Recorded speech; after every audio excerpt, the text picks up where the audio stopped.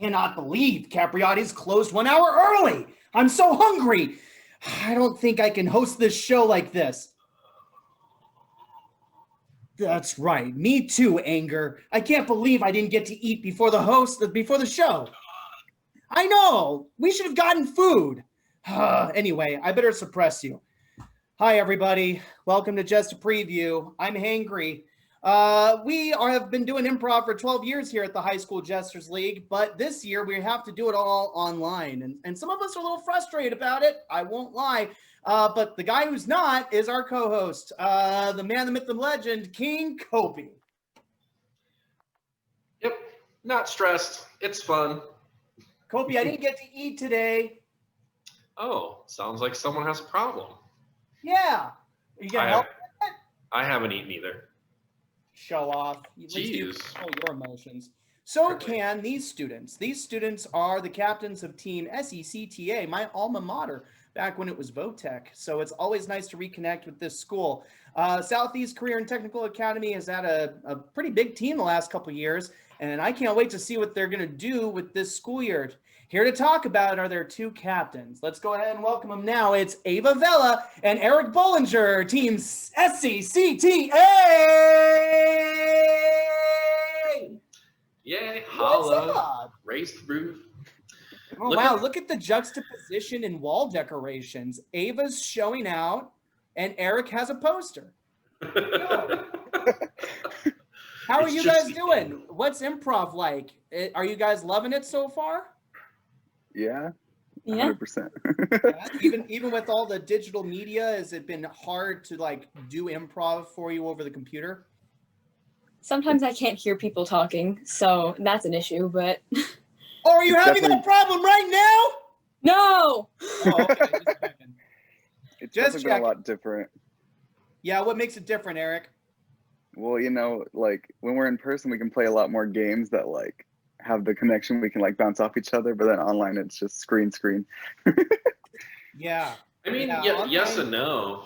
Yeah, for sure. If you guys are, I don't know how many we've done so far yet, Warren, but with these interviews, we've played a game in each video without any practice or warning, just kind of like we're going to do with you in a moment.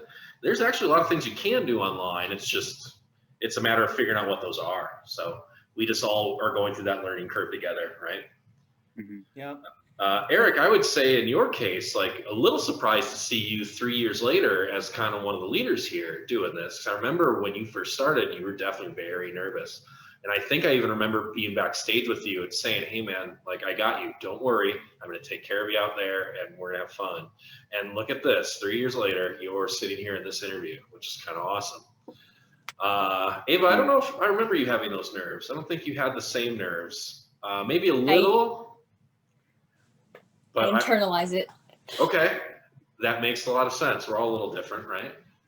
Yeah, we all have to, just like I did with Anger there in the beginning of the scene, we all have to internalize the things that hold us back when we're performing.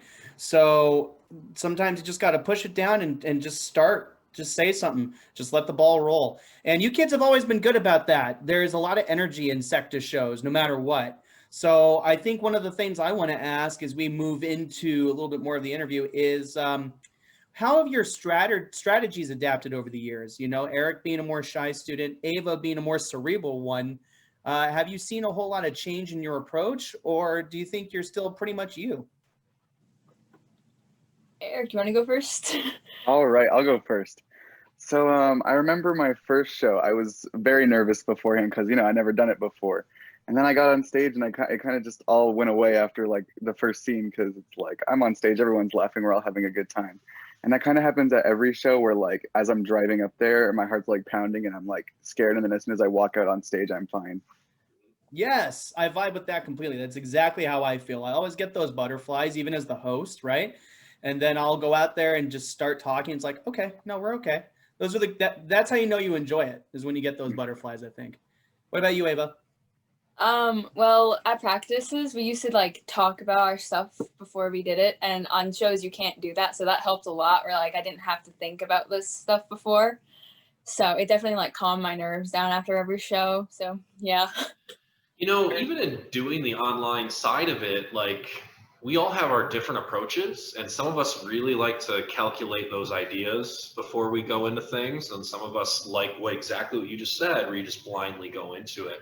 So even online, we can talk about how to do those things and how to improve on those things. And improv truly is at its best when it can be reactionary as opposed to that thought out mentality. But sometimes some of us just want to force that idea into a scene, right? Get it in there, get it in there.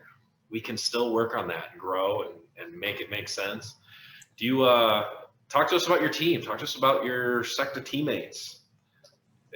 Is anyone thriving in this? What's Jordan doing? We gotta know. Yeah, let's be honest. We want to know if Jordan's figuring this out. Oh, Ava, please share what Jordan's been doing. He is the exact same as he was last year. It has not changed. Not at all. No. He hasn't started a house fire doing improv, has he? Like, I feel Not like that we know of. okay. Maybe once. Maybe What once. about a flood? Did he leave a shower on because he tried to do a scene in the bathtub? That seems like a Jordan thing. I mean, his computer seems pretty stationary, so I don't know if he got any bathroom play, but Okay. But he's doing everything he can, I'm sure, to just try Everything a he lot of can. different wild stuff, huh? yeah, everything he can. And I'll be honest with you guys, I mean, that's been a big part of what these interviews have been about. All these schools trying different things, and we've learned a lot just by playing with them. And that's a good thing. I'm glad you have a Jordan who's such a crazy live wire wild card that no matter what he does, you're going to learn a little bit from it, because it's like, well, next time somebody tries to do this incredible thing like throwing a katana across the room, we'll catch it by doing this. You know what I mean? So that's cool. You guys have such a fun experience over there, but a lot of it probably has to do with the coaching staff you've had over the years. You guys have kind of a unique one where one of the teachers from the school is actually your improv coach. He was the advisor for way back when I was a Votech student. I was in his drama club too, guys. Like, we're talking literally 16 years ago. It's crazy. That's how I met Warren, guys. Is I Yeah. walked into that drama club to teach improv, and boom, that's how I was met literally you, Eric, and I was the male version of you, Ava. It's weird. It's amazing that so much time has passed, but improv is such a universal thing that it's had a relationship over the generations. But I mean, you got to talk about Ingalls. What an interesting guy, right? Indeed. What is Very he? much so. What has he given to you? Do you feel like you're learning from him, or more specifically, what is some of your favorite aspects of what he gives you? You know, I something I really enjoy is just how like he plays the games too, because something about it is just like when he gets into the game, it like changes. It's very different than how we play the game. Right, that's true. You know what I love about Mr. Ingalls, because I've known him longer than anyone now, is that he's doing it for fun. And he just tells me, like, doing improv and teaching improv is his way to just kind of, I don't know, let loose during a week, like to let some stress out. And that's truly why he's here and why he does it. So it's kind of neat. It's just a good, simple, great-hearted approach to doing this stuff. And it shows, especially with the students that he has and he works with. And now this year you've got Corey coming in, who is, I mean, what a powerhouse, right? You want to talk about somebody who's going to take the energy of Jordan and the intellectualism of the rest of you kids and find a way to marry it. It will be Corey. Are you excited to be working with a league MVP? Yeah, she's really fun to work with because she plays the games a lot and she does these like fun character voices. So she's just a lot of fun to work with. Oh yeah, it's great hearing her like 20 voices in one scene. She keeps changing them. It's Speaking great. of 20 voices, I gotta say, we need to rush right along into some wisdom from our coaches. I would love if you guys would be willing to share an impersonation of Ingalls or Corey, or Choose, yeah. Yeah, go for it. Can one of you guys give us some of their wisdom as if you were they? Eric, you want to go first? Sure, here. I'll be Mr. Ingalls, and this is a specific day. Hey, son, get over here. Son, get over here. All right, this is my son. Say hi. Okay, now he's gonna do the scene because he's a crazy kid. Everyone take notes from my son. All right. Okay, now be evil. I'm gonna keep going up one by one, 10. And then the kid goes up by 10 every single time, and at the end, you know, He's like, and that's how you guys should do improv. You know what? What was my mind about that is that you just described emotional ladder, and emotional ladder was the very first exercise I ever did in that drama club with Kopy. That's Really? insane. Wow. No, I was just doing what Years he did later, to it's us. the same conversation. Interesting. Ava, show us some Corey. You got some Corey? Yeah. Okay, she's on her bed, but my bed's over there, so I can't sit on my bed. But okay, guys, we're doing character work today. And here are 8 people in one scene. You have to play all of them. Every single person, you have to do it. You guys need to work on character so badly. All right, here's a cowboy. Yeehaw. And then it just keeps going. Yes. That did sound like Corey. She's just like, hey, this has to happen, so figure it out. Thank you.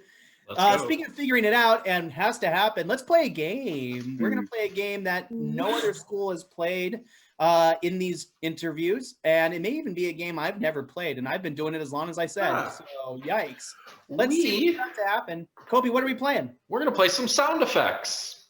Oh, that should be great. So here's, I think, the way we should do this. 2 of us should provide sound effects. 2 of us should play out a scene. Any takers on who wants to do what? I'll do sound effects. Okay. So then, Eric, I think you should play the scene then. Warren, what do you want to do? Let's try sound effects. Cool. Let's let you run a scene. So me and Eric are going to be in a scene together. Ava and Warren will have, when we start, we'll have their cameras off, and they'll just provide sound effects. So here's what I mean. Ava, if I was starting this lawnmower, what would it sound like? Oh, look at my little Matchbox car. Warren, if I was an air flight controller and the airplane was flying towards me, what would that sound like? Oh, someone's in the bathroom. And Ava, if my stomach was grumbling because I was hungry like Warren, it would sound like this. Oh man, that's a cat that I don't know. So you can provide as many sound effects during this scene as you'd like, whether they make sense or not, up to you, but there will be opportunities for me and Eric to where we will lead you there. But it's just like scene work. There's a little bit of give and take. You do a sound effect, we do a scene, we just kind of back and forth, and we just adjust accordingly. Eric, how do me and Eric know each other? What profession are we in? Construction workers. Ooh. I'm okay with construction. So Eric, me and you are construction workers. Right. Let's have Ava and Warren turn off their cameras. Perfect. Here we go. So this is our game of sound effects. Let's begin. Hey, yo, Doug. Yo, Bobby. We got a lot of crates that need to be unloaded today if we expect to lay this cement. Yeah. All right. Well, I'll go grab the holder. Good. That's what you do in construction work. You grab the holder. I got the holder. That was so swift. Your muscles are so strong. Ooh, yeah. I'm also gonna grab my holder, but my holder's a little older, and it's not as easy to maneuver like yours was.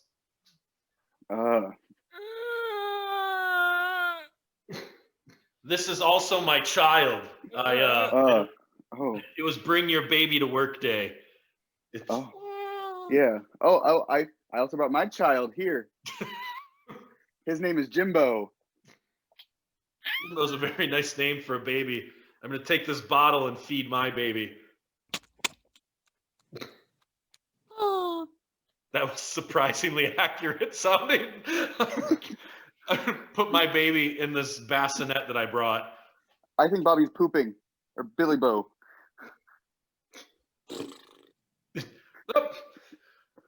Our horses are hungry too, it sounds like. Oh man. I don't know.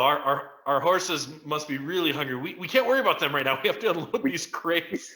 We have to load these crates. Okay. I got my holder again. Let's do this. Yep, I still haven't gotten mine yet. Hold on. I have twins. See, I Oh, put wow, that they're so- twin next to the other twin. They look alike. they're so cute. Yep. Here's my holder. Oh my God! Larry's had a stroke. Larry, no. We should call 911. All right, I'm dialing it. I'm dialing 911. Yeah, man stroke. Man stroke. Hung up. Okay. Whew. All right.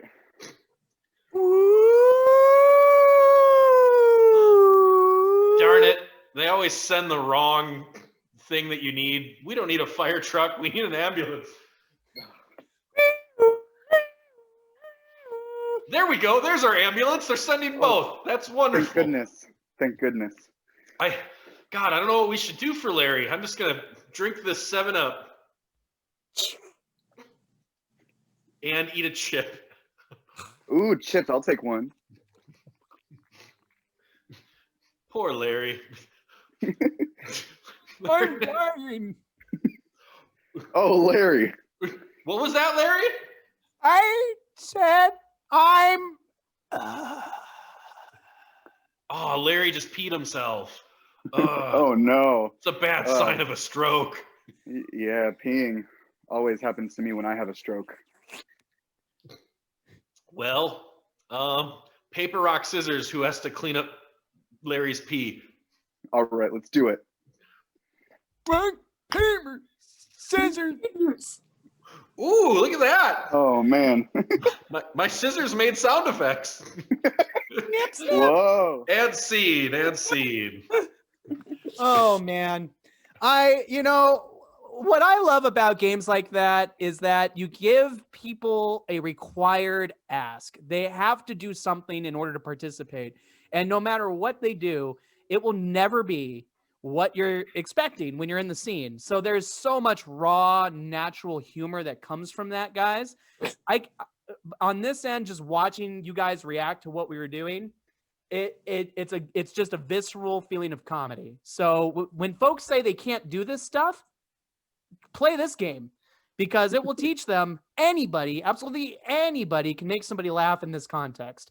Oh, yeah. And that's inspiring, but not quite as inspiring as our favorite concept here at Jesters, which is, believe it or not improv as much as it is music. Because you see, music brings all kinds of students together. It brings together wild cards like Jordan with cerebral students like you, Ava.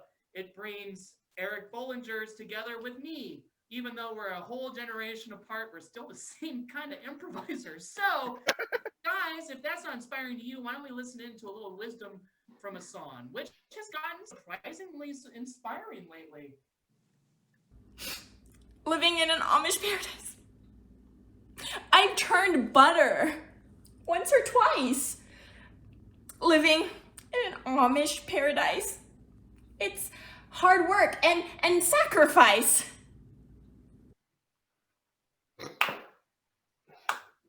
By God, I think she's got it. Yeah, man. Wow. Only took. Mazel tov, am I right? Yeah. That was impressive. Guys, Very good. Being out with you all and your various twins. Kopy, thanks very much for hanging and talking improv, having a little fun with us. Those sound effects were top notch. Guys, that's all the time we have for today. We'll be back next time with another school. I dare say our last one. Maybe. And a new captain, a new improv game. It's going to be a ton of fun. So we'll see you guys for the next show next time. Thank you, SECTA. Bye. Bye.